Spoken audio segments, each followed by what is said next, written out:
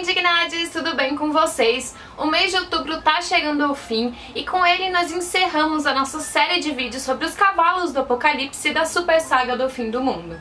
Mas não precisam ficar tristes porque eu adoro Turma da Mônica Jovem e eu tenho certeza que vocês também, então vai continuar tendo muitos vídeos de Turma da Mônica Jovem aqui no canal. Eu quero mais lucros, entenderam? Lucros! Bom, o último cavalo, ele é um mistério. O único que não apareceu até hoje. E o que mais vocês vêm me perguntando sobre as minhas teorias? Ele é uma incógnita tão grande que a gente vai ter que assumir aqui, por lógica, que se trata do cavalo da fome. Porque nem essa confirmação a gente tem, e o cavalo branco, em vez de ser da peste, era da decadência. E vamos assumir também que é o preto, né? Porque o amarelo ficou como pálito, então sabe-se lá se eles vão manter. Mas vamos ao que interessa. Muita gente acredita que o cavalo da fome seria a Magali, e não é por falta de motivo. Além da Magali ter poderes mágicos e vir da poderosa linhagem de bruxas da casa de Hecate, não existe personagem mais associado com fome do que ela. Que drama!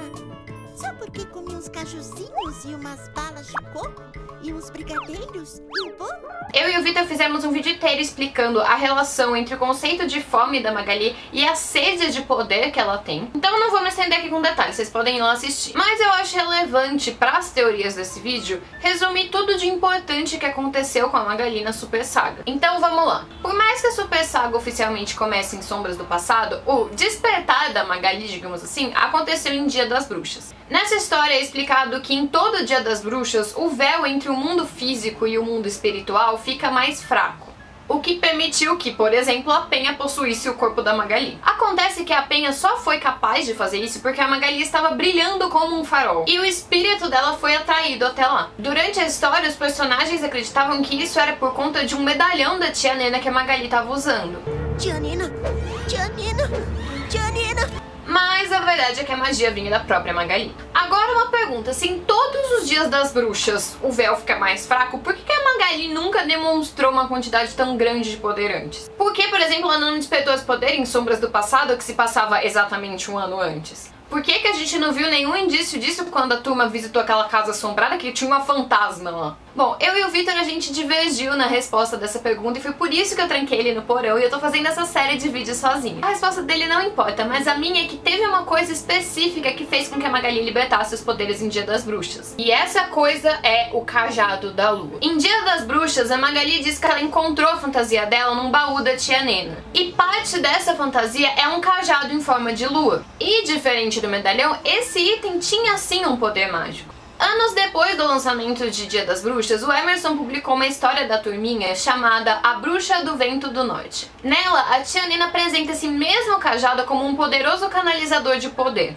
A Magali encontra esse cajado também num baú da tia Nena e, sob a influência dele, transforma o mundo todo em doce. Quando a turma consegue recuperar o cajado, eles descobrem que a magia não estava nele, mas sim que ele tinha liberado a magia que estava na Magali. Mas depois que a turma conseguiu capturá-lo e afastou ele da amiga, a barreira se ergueu de novo. Para garantir que a turma não se lembrasse de tudo o que aconteceu e a Magali não fosse prejudicada, a tia Nena colocou um feitiço hipnótico em todos eles. Isso tudo pode ser coincidência, uma coisa pode não ter nada a ver com a outra? Pode. Mas eu acho muito conveniente o Emerson ter se dado ao trabalho de escrever uma história da turminha anos depois que explicasse o funcionamento de um item que a Magali usou no Dia das Bruxas, que é a primeira edição em que os poderes dela aparecem na Super Saga. Magia é coisa séria, sabiam? Vale lembrar que ele fez histórias da turminha para complementar outras histórias da Super Saga, como, por exemplo, Sombrinhas do Passado e Os Filhos de Umbra. Eu realmente acredito que o cajado tenha sido um elemento essencial para tudo que aconteceu ali. Afinal, em Umbra é Dia das Bruxas de novo. E até ser transformada num espírito, ela não fez nada de estranho além de ter uns pressentimentos ruins.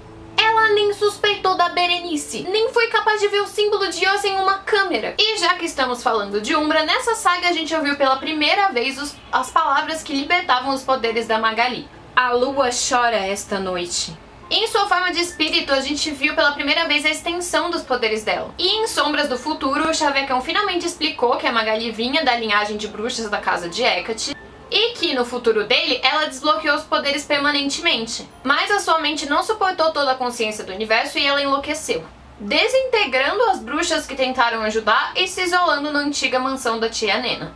Já no futuro em que tudo deu certo, a Magali aprendeu a controlar os poderes, mas teve eles supostamente destruídos pelo Cascão. Vendo tudo isso e acrescentando a análise da Magali que o Victor fez lá no vídeo dela, é fácil acreditar que ela seja o Cavalo da Fome. Mas vocês não acham muito estranho que em nenhum desses futuros, em nenhuma dessas situações em que ela despertou os poderes, a serpente não tenha falado na cabeça dela, como fez com outros personagens, como a Berenice, a Penha e o Capitão Feio? Vocês não acham muito estranho que em nenhuma dessas situações a gente viu alguém ou a própria Magali se referindo a ela como o Cavalo da Fome?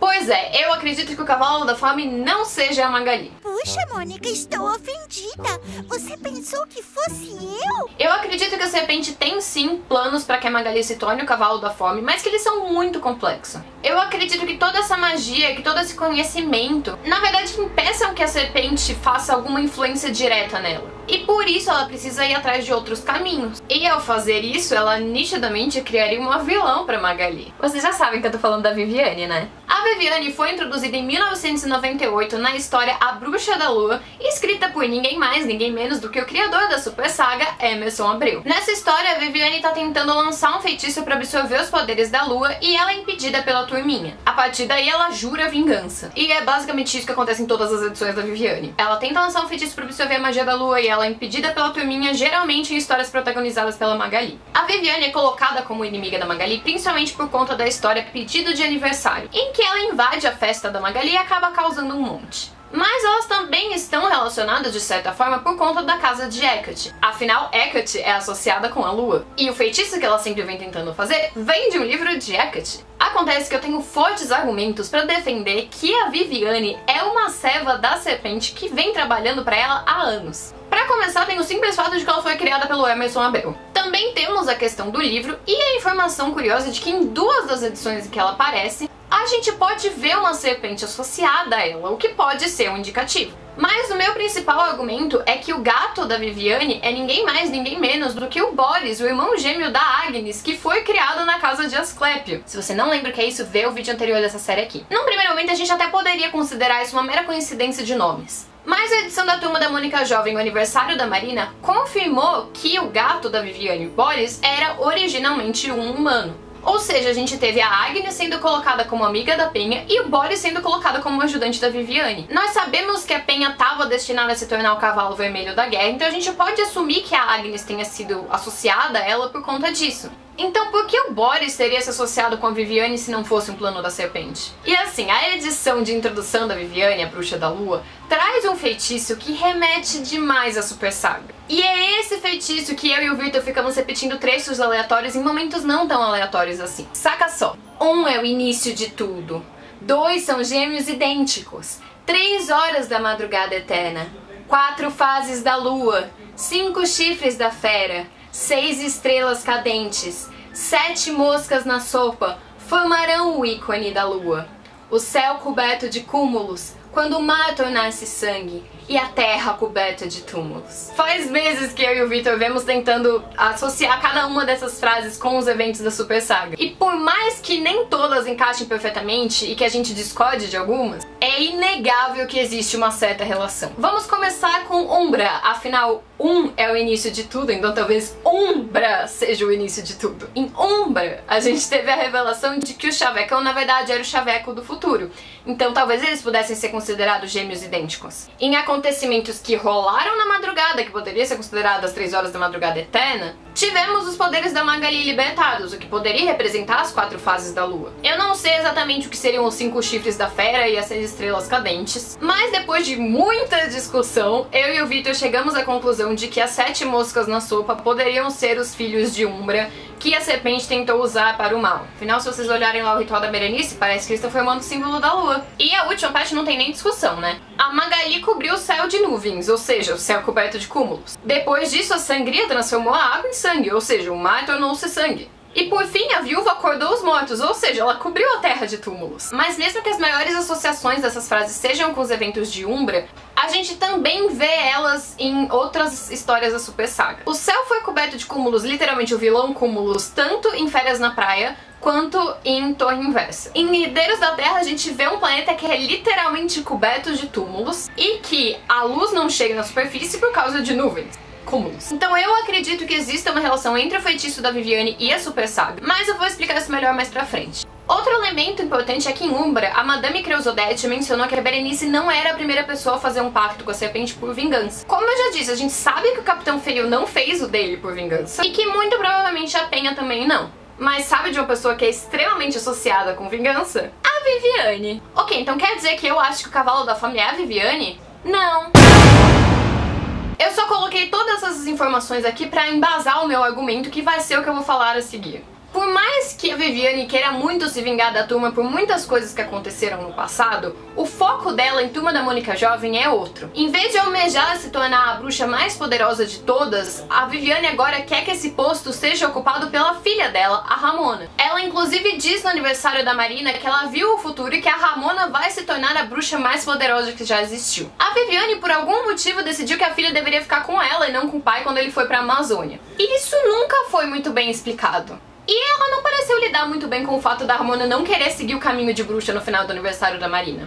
Então, eu acho que tem chances altíssimas da Viviane ter feito o que eu acho que os pais da Penha fizeram e vendido a alma da filha num pacto com a serpente. Vamos recapitular então. A Viviane era ou uma bruxa fraca ou uma humana normal que almejava os poderes da casa de Hecate. A serpente se atraiu pela ganância dela, assim como aconteceu com o Cebola. Sob ordens da serpente, a casa de Asclépio colocou Boris junto com a Viviane, para que ele pudesse aproximá-la dos objetivos da serpente. Durante muito tempo, a Viviane teria sido influenciada pela serpente sem saber. Inclusive, o feitiço de Hecate que ela tá sempre tentando fazer pode ter chegado até ela por manipulações da serpente. E na verdade, eu não acho que seria literalmente um feitiço para que ela ganhasse os poderes da lua, mas sim uma profecia sobre o retorno da serpente. Talvez quando todos esses elementos realmente acontecerem, seja o momento em que a serpente retorne. E aí a gente volta pra Umbra, que talvez tenha sido o início de tudo. Agora, quando se trata do nascimento da Ramona e do pacto, eu vejo duas possibilidades. A primeira é que o pacto da Viviane tenha sido feito depois dos eventos de aniversário da Marina.